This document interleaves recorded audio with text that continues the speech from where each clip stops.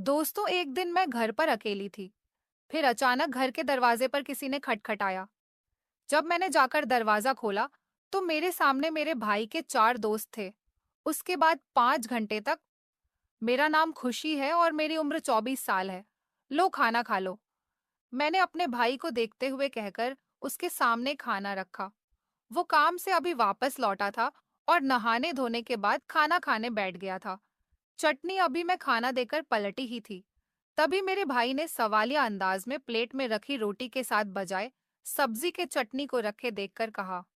मैंने एक गहरा सांस लिया और पलटकर हल्की आवाज में उसे बताया, सब्जी लाने के लिए पैसे नहीं थे। मैंने और मम्मी ने भी चटनी के साथ रोटी खाई है, तू खा ले। और इतना कहकर मैं उसका जवाब सुने बिना पानी का जग लाकर उसके सामने रखा और फिर अपने आंसू छुपाते हुए कमरे में चली गई। ये गरीबी भी बहुत बुरी चीज है। अच्छे अच्छे कीमत मार देती है और जिंदगी की सारी परेशानियां एक ही झटके में दिखा देती हैं। और ना सिर्फ दिखा देती है बल्कि बहुत कुछ सिखा भी देती है। मैंने अपने भाई से झूठ बोला था कि हमने चटनी के साथ रोटी खाई है, बल्कि सच तो ये था कि हमने रोटी ही नहीं खाई थी, क्योंकि घर में इतना आटा ही नहीं था।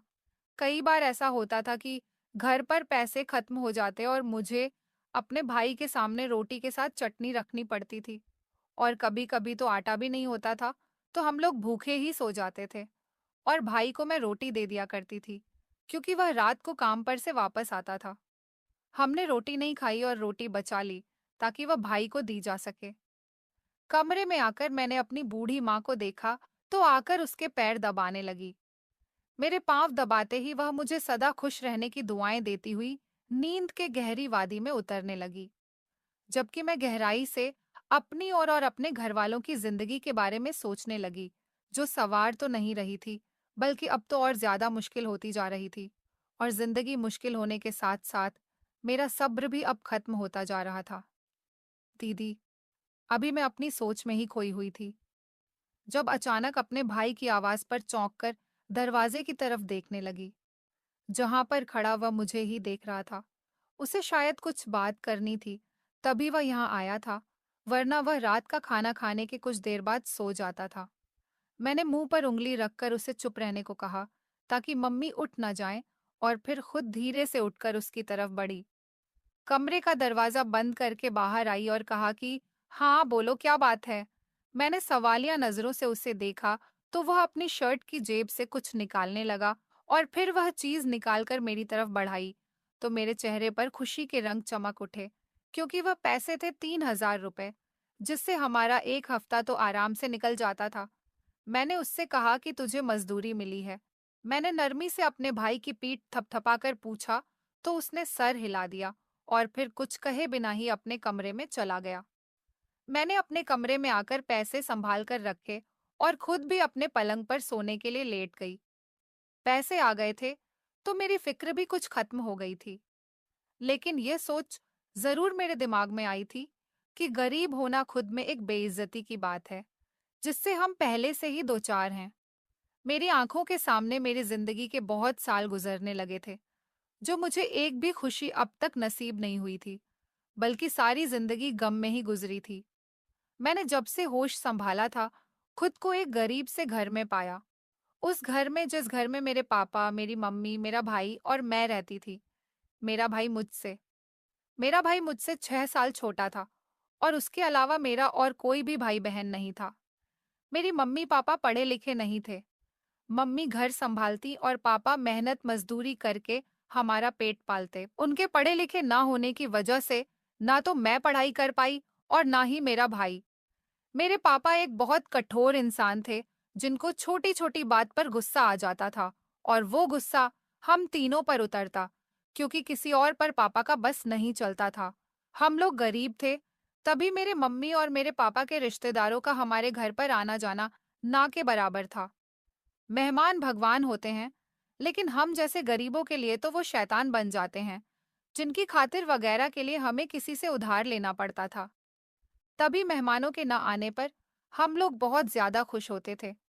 जिंदगी यूं ही कठोर आजमाइश और परेशानियों में गुजरती जा रही थी, जबकि मेरा भाई 16 साल का हो चुका था, जब मेरे पापा का देहांत हो गया।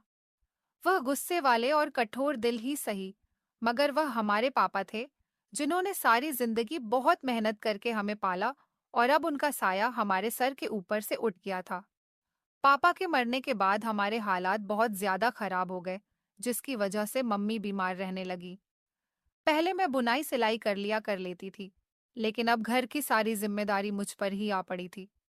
तभी बुनाई और सिलाई का वक्त मुझे नहीं मिल पाता था, और अब मैं पहले जैसे पैसे भी नहीं कमा पा रही थी। भाई अभी 16 साल का था, उसे ज्यादा समझ नहीं थी, लेकिन फिर भी वह काम ढूंढना शुरू कर चुका था, क्योंकि कुछ ना कुछ कमाना तो था ही ताकि पेट भरा जा सके। एक हफ्ते में उसे मजदूरी मिल गई। सारा दिन चौक में रेत इधर से उधर ले जाने का काम करता, और फिर शाम को वापस घर आ जाता। रोज के रोज उसे इतने पैसे तो मिल जाते थे कि 2 वक्त का खाना बन सके और हमारी माँ के लिए दवाई आ सके। जिंदगी अब यूं ही गुजरने लगी थी। मैं 24 साल की थी, जबकि मेरा भाई 18 साल का हो गया। उसने बताया था कि अब वह एक वर्कशॉप में काम करता है, जहाँ का मालिक अच्छा है। वह शाम को 7 बजे के बाद घर वापस आता था। मुझे परेशानी तो होती थी, लेकिन वह मुझे तसल्ली दे देता था कि वह अच्छी जगह पर काम करता है, जिस पर मैं कुछ मुतमिन भी हो गई थी। उसने जो 3,000 रुपए दिए थे, उससे हमारे 10 दिन गुजर गए थे। आज उसे वर्कशॉप के मालिक से पैसे मिले थे, और मैंने उससे कहा था कि आते हुए सब्जी वगैरह लेते आना तो मैं खाना बना लूंगी, जिस पर वह हाँ कहकर चला गया था। मैं घर से ज्यादा बाहर नहीं निकलती थी, और घर का सौदा भी वहीं लाता था। वह 7 बजे के बाद घर आ जाता था, तभी मैं उसका इंतजार कर रही थी। लेकिन 7 बजे के बाद 9 भी बज गए। मेरा भाई रोहन अभी तक नहीं आया। मुझे परेशानी सी होने लगी थी, क्योंकि रात बहुत ज्यादा गहरी हो गई थी। मैंने आज रात का खाना अभी तक नहीं बनाया था, क्योंकि मेरे पास पैसे नहीं थे कि मैं बाहर जाकर सब्जी वगैरह खरीद कर लाती। अपने भाई रोहन का इंतजार था कि वह आए और सब्जी लेकर आए तो मैं खाना बना लूं। मैं और मेरी मम्मी परेशानी से दोपहर से भूखी बैठी हुई थी। पैसों की बचत के लिए हम सिर्फ 2 समय का ही खाना बनाते थे। तभी दोपहर को भी कुछ नहीं खाया था। यही वजह थी कि भूख से मेरा और मेरी मम्मी का बुरा हाल था। भूख लगने के साथ साथ मुझे मेरे भाई की भी फिक्र हो रही थी कि वह ना जाने किस हाल में होगा। कई बार गली से होकर देखकर आई थी, लेकिन उसके आने का कोई भी नामो निशान नहीं था। मुझे तो उसकी वर्कशॉप का भी पता मालूम नहीं था, क्योंकि ना कभी मैंने उससे पूछा था और ना ही उसने बताने की तकलीफ की थी। तभी मुझे और ज्यादा परेशानी हो चुकी थी। उसका इंतजार करते करते हमें रात के 2 बज चुके थे।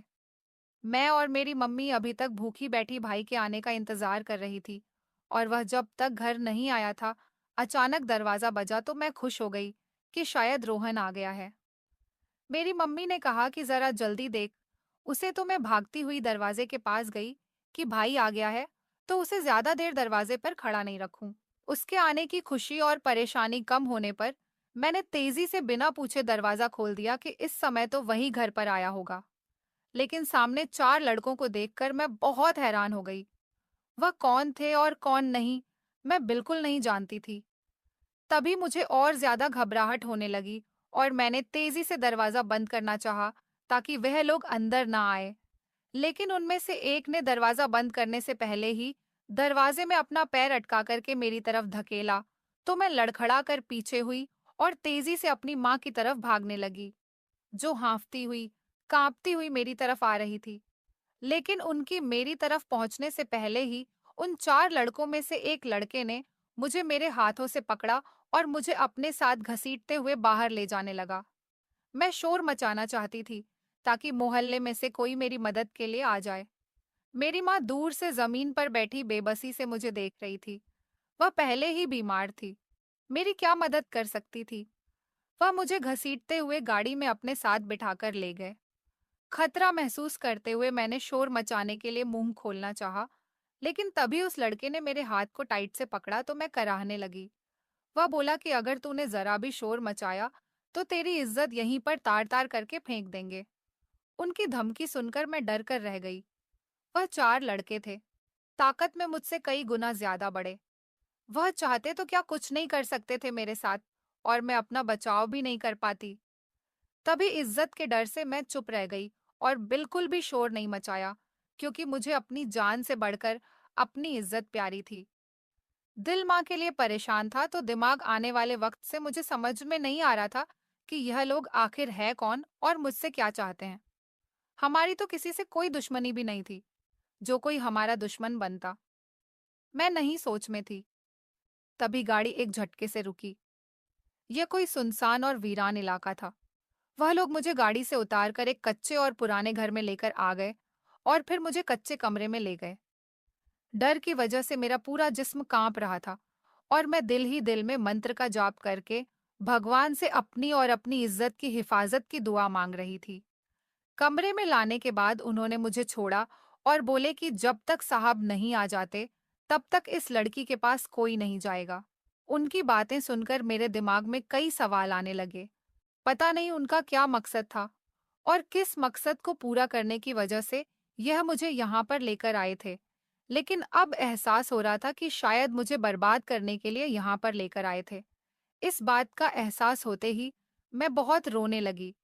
उनका कोई साहब था जो उनसे पहले मुझे बर्बाद करता और फिर मुझे अपने उन आदमियों के आगे डाल देता। डर की वजह से मेरा रंग पीला पड़ने लगा था।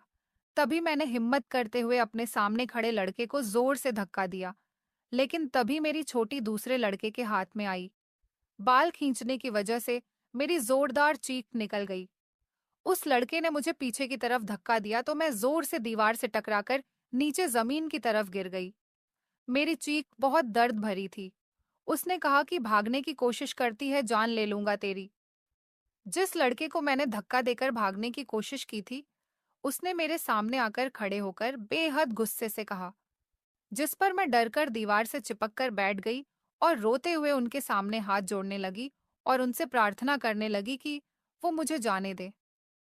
मैं किसी से कुछ नहीं कहूंगी। मैंने क्या बिगाड़ा है तुम्हारा, जो तुम मुझे यूं उठाकर ले आए हो? मैं उनकी मिन्नतें कर रही थी, मगर उनमें से किसी ने भी मेरी एक भी बात नहीं सुनी और मुझे यूं ही रोता हुआ छोड़कर कमरे से बाहर निकल गए। मैं जो पहले ही अपने भाई के लिए परेशान थी, अब मुझे अपनी जान और इज्जत के लाले पड़ गए थे। मैं वहीं दीवार से टेक लगाकर रोती हुई बैठी रही और यहाँ से निकलने के तरीके सोचती रही। लेकिन इस कच्चे कमरे में एक ही दरवाजा था जो बाहर से बंद था और कमरे में कोई खिड़की तक नहीं थी जिसके जरिए मैं यहाँ से बाहर जा सकती। यही सब सोचते हुए परेशान होते हुए कुछ देर गुजरी थी। जब वो लड़के वापस आए जो बहुत खुश थे, वो खुश होकर बोले कि साहब आ गए हैं। उनकी बात सुनकर डर की वजह से मेरा दिल धक धक करने लगा कि पता नहीं कौन होगा, कितना डरावना और कठोर होगा और पता नहीं मेरा क्या हाल करेगा। इन्हीं सब डर की वजह से मेरी आंखों के सामने अंधेरा छाने लगा था। तभी दरवाजा खुलने की आवाज आई। मैंने अपने आंसू अंदर ही कहीं उतारते हुए आंखें मींच कर खोली, लेकिन जैसे ही दरवाजा खोला, सामने खड़े इंसान को देखकर मेरी आंखें खुली की खुली रह गईं, क्योंकि वह तो मेरे पापा के दोस्त का बेटा था। मेरे पापा के दोस्त का बेटा राहुल, जो मुझसे बड़ा था और इस वक्त 27 साल का था। अनपढ़, आवारा और बुरे दोस्तों की सोहबत में रहने वाला राहुल, जिसे मैंने कभी कभार ही देखा था, वह मेरे पापा के दोस्त का इकलौता बेटा था। उनके अलावा उनकी 3 बेटियां थीं। हमारे मुकाबले पापा के दोस्त का ताल्लुक मिडिल क्लास फैमिली से था। हमारा उनसे ज्यादा मिलना जुलना नहीं होता था, जिसकी वजह से, क्योंकि जब मैं 19 साल की थी, तब पापा के दोस्त मेरे लिए राहुल का रिश्ता लेकर आए थे। लेकिन जब मेरे पापा ने मुझसे रजामंदी पूछी, तो मैंने मना कर दिया, क्योंकि पापा के दोस्त की वाइफ बहुत ही ज्यादा घमंडी थी, जो हमारी गरीबी का मजाक उड़ाती थी और हमें अक्सर कम हैसियत होने के ताने मारा करती थी।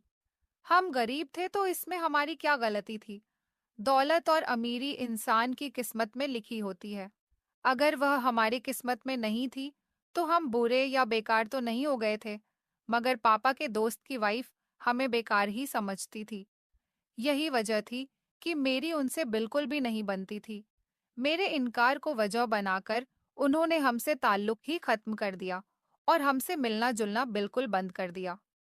मुझे बुरा तो लगा था कि मेरी वजह से पापा से उनके दोस्त छूट गए, मगर उनके ताने और बेइज्जती सहने से बेहतर तो यही था। राहुल को उसके बाद मैंने कभी नहीं देखा, या फिर वो खुद ही मेरे सामने नहीं आया था। मैं यह भी नहीं जानती थी कि वह रिश्ता राहुल की मर्जी से लाया गया था या फिर पापा के दोस्त की मर्जी, पर इस सब को मैं बिल्कुल भूल चुकी थी। लेकिन अब राहुल को अपने सामने देखकर मुझे सब कुछ याद आ गया था, और उसे देखकर मुझे अब लग रहा था कि शायद उसने मुझसे शादी से इनकार का बदला लेने के लिए मुझे किडनैप करवाया, और अब वह जो चाहे मेरे साथ कर सकता है। यह एहसास होते ही मैंने तेजी से रोना शुरू कर दिया, लेकिन बोली कुछ नहीं। तुम लोग जाओ यहाँ से। उन लड़कों के साहब यानी राहुल ने कठोर अल्फाज में उनसे कहा। मगर साहब, उनमें से एक ने कुछ कहना चाहा। जब राहुल ने गुस्से से घूरकर उन्हें देखा, जिस पर वह सर झुकाकर फौरन बाकी लड़कों को लेकर कमरे से बाहर निकल गया। अब कमरे में मैं और राहुल अकेले ही रह गए थे, और डर की वजह से मुझे कुछ समझ में नहीं आ रहा था कि मैं कहाँ जाकर छुप जाऊं। वो धीरे धीरे चलता हुआ मेरे पास आया और मेरे पास आकर बैठ गया, तो मैं डर की वजह से उठकर खड़ी हुई और उससे कहने लगी, दिखा देना, तुमने अपनी औकात बता दिया ना कि तुम एक आवारा बदतमीज लड़के हो, जिसे बेबस लड़कियों के साथ वक्त गुजारने की आदत है। तुम्हें शर्म नहीं आई? अपने ही पापा के दोस्त की बेटी को अगवा करवाकर उसकी इज्जत को खतरे में डालते हुए। मैं शेरनी की तरह हलक से दहाड़ी। हालांकि अंदर से बहुत ज्यादा डरी हुई थी वो। मुझे जो मर्जी नुकसान पहुंचा देते, मैं कुछ नहीं कर सकती थी। किस बात की अकड़ है तुम में? राहुल ने बहुत ही गुस्से में पूछा। मैंने कहा, अब समझी। मैं तो तुम मुझसे शादी न करने का बदला ले रहे हो ना? तुम इतने कमजोर निकलोगे मुझे पता ही नहीं। मैंने बहुत नफरत भरे अल्फाज में कहा। मेरी कमजोरी का तुम्हें बहुत जल्दी पता लग जाएगा, जब किसी को मुंह दिखाने के लायक नहीं रहोगी। राहुल ने भी जहर उगलने वाले अल्फाज में कहा। उसके अल्फाज इतने कठोर थे कि मेरी रीढ़ की हड्डी तक कांप उठी थी। हाँ कहकर वह गुस्से से उठकर कमरे से बाहर निकल गया। उसके जाते ही एक लड़का कमरे में आया, तो मैंने अपनी बर्बादी के खौफ से चीखना शुरू कर दिया। लेकिन वो मुझे घूरता हुआ हाथ में पड़ी ट्रे वहां रखकर बाहर चला गया, जिस पर मैंने तेजी से कमरे का दरवाजा अंदर से बंद किया और खाने की तरफ बढ़ी। पहले मैंने सोचा कि कहीं खाने में कुछ मिलाया हुआ ना हो, लेकिन भूख से इतना बुरा हाल था कि मैं अंजाम की परवाह किए बिना खाना खाने लगी। वैसे भी दरवाजा अंदर से बंद कर रखा था, तो वो लोग अंदर आ ही नहीं सकते थे। खाने से फ्री होकर मैं अपनी माँ और भाई के बारे में सोचती सोचती वहीं सो गई थी।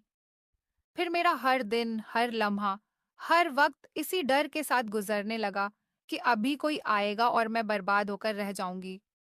राहुल उस दिन के बाद मेरे सामने नहीं आया था, ना ही उन लड़कों में से कोई और मेरे पास आया था। अब उनकी जगह एक नया लड़का था जो मेरे भाई रोहन की उम्र का था, और वही मुझे रोज 3 वक्त का खाना दे देता था। कमरे में मेरे लिए कपड़े भी रख दिए गए थे, जिसकी वजह से मुझे कोई परेशानी नहीं थी। लेकिन मेरा दिल और दिमाग अपनी परेशानी और अपने भाई और माँ की फिक्र में उलझ कर रह गया था। वो 4 लड़के जो मुझे घसीट कर यहाँ पर लाए थे, तो मुझे लगा था कि उनकी नीयत और इरादे खराब हैं, और जब उन्होंने अपने साहब के बारे में बात की, तो मुझे उनकी नीयत पर यकीन हो गया था कि ये मेरे साथ बुरा करना चाहते हैं। लेकिन यहाँ आकर राहुल को देखूंगी, ऐसा कुछ मेरे दिलो दिमाग में भी नहीं था। उस दिन की कठोर बातों के बाद मेरा राहुल से दोबारा सामना नहीं हुआ था, क्योंकि वह मेरे सामने आया ही नहीं था। ऐसे जैसे वह मुझे यहाँ पर लाकर भूल गया हो, और ये एक तरह से मेरे लिए अच्छा ही था, क्योंकि इस तरह मेरी इज्जत महफूज थी, जो मुझे अपनी जान से ज्यादा थी। 1 दिन, 2 दिन, 3 दिन और फिर करते 10 दिन गुजर गए, लेकिन मुझे उस कमरे से आजाद नहीं किया गया जिसमें मैं रह रहकर बोर हो गई थी और किसी न किसी तरीके से यहाँ से भाग जाना चाहती थी। लेकिन अभी तक मुझे कोई मौका नजर नहीं आ रहा था।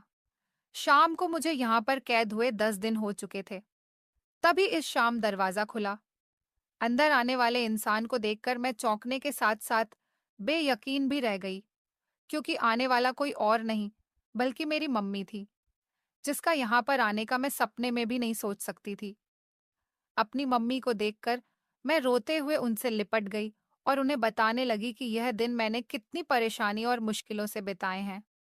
हाँ, ये सच है कि मुझे यहाँ पर कोई परेशानी नहीं दी गई, लेकिन जितनी परेशानी में मैं रही थी, या तो मैं जानती हूँ या मेरे भगवान ही जानते हैं। मेरी मम्मी मुझे तसल्ली देते हुए मुझे बाहर ले जाने लगी, और यह देखकर मुझे बहुत हैरत हुई कि बाहर कोई भी नहीं था जो रोक लेता, बल्कि जो लड़का मुझे खाना देने के लिए रुका हुआ था, वह गाड़ी में हमें बिठाकर घर छोड़कर गया था। घर पहुंची तो इस ख्याल से डर गई कि अब तक तो मोहल्ले में मेरी बदनामी हो गई होगी और अब ना जाने लोग क्या बातें बनाएंगे। मेरी मम्मी बहुत ज्यादा सुकून से थी और यही बात मुझे उलझा रही थी। घर में मुझे कहीं भी रोहन नजर नहीं आया था, तो मैंने अपनी मम्मी से उसके बारे में पूछा, लेकिन मम्मी ने मुझे टाल दिया कि सुबह मिल लेना। आज वो घर पर नहीं आया और मैं फिक्र ना करूं, सब ठीक है। मैं मुतमईन होकर अपनी मम्मी के कमरे में सोने के लिए लेट गई। इतने दिन तक उस अनजान कमरे में डर की वजह से सो भी नहीं पाई थी, और आज अपने ही घर में खुद को महफूज पाकर कुछ ही पलों में गहरी नींद में उतर गई थी। अगले दिन मैं जल्दी जागी थी। नाश्ता वगैरह बनाकर मैंने खुद भी किया और मम्मी को भी करवाया, लेकिन रोहन अभी भी नहीं आया था।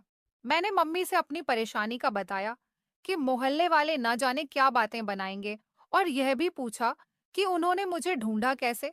और साथ ही मैंने मम्मी को राहुल के बारे में बताना चाहा कि यह सब उसने किया है। मगर मेरी मम्मी मुझे तसल्ली देती हुई तैयार होने का बोलने लगी, और फिर जब मैं तैयार हो गई तो वह मुझे लेकर बाहर आ गई। अगले घंटे में हम अस्पताल में थे। यहाँ आकर मेरा दिल घबराया, मगर मेरी मम्मी मुझे कुछ भी बताने के लिए तैयार नहीं थी। कुछ ही देर में हम एक कमरे के बाहर खड़े थे, लेकिन जब मैंने कमरे में झांका तो यह देखकर हैरान रह गई कि सामने ही बेड पर राहुल लेटा हुआ था और काफी हद तक जख्मी भी था। उसके करीब रखी कुर्सी पर उसकी मम्मी बैठी हुई थी। मेरी मम्मी उसकी हालत पर आंसू बहा रही थी, मगर मुझे खुशी हुई कि मेरे साथ बुरा करते करते उसी के साथ बुरा हो गया।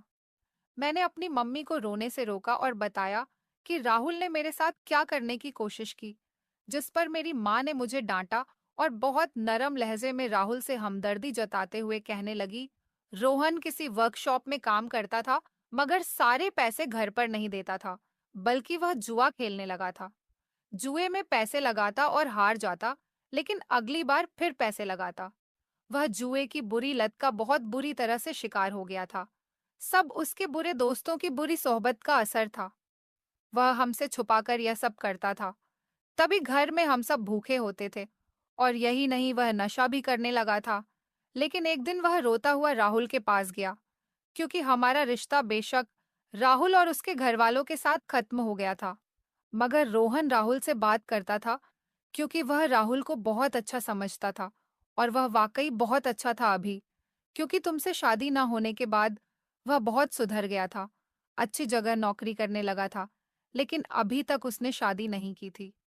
उसने रोते हुए राहुल को बताया कि जुए में आज काफी सारे पैसे हार गया, जो देने के लिए उसके पास पैसे नहीं थे, जबकि जोश में उसने अपनी बड़ी बहन को देने का फैसला कर दिया। मेरी मम्मी ने बताया तो मैं हैरान होने लगी कि ऐसा कैसे हो सकता था। इससे पहले कि मैं कुछ बोलती, मेरी मम्मी फिर से बोलना शुरू हो गई। उसके बाद राहुल ने मुझसे बात की और अपना प्लान बताया। तुम्हें बचाने के लिए राहुल ने झूठा नाटक किया और कुछ लड़कों के जरिए तुम्हें अगवा कर लिया। उस रात, जिस रात वो सेठ तुम्हें लेने के लिए आने वाला था, रोहन को राहुल ने ही कहीं छुपा दिया था, ताकि वो सेठ उसे नुकसान ना पहुंचा सके। उसके बाद राहुल मुझे अपने घर ले गया और पूरे 10 दिन मैं वहां रही, और रोहन राहुल के साथ किसी सुरक्षित जगह पर।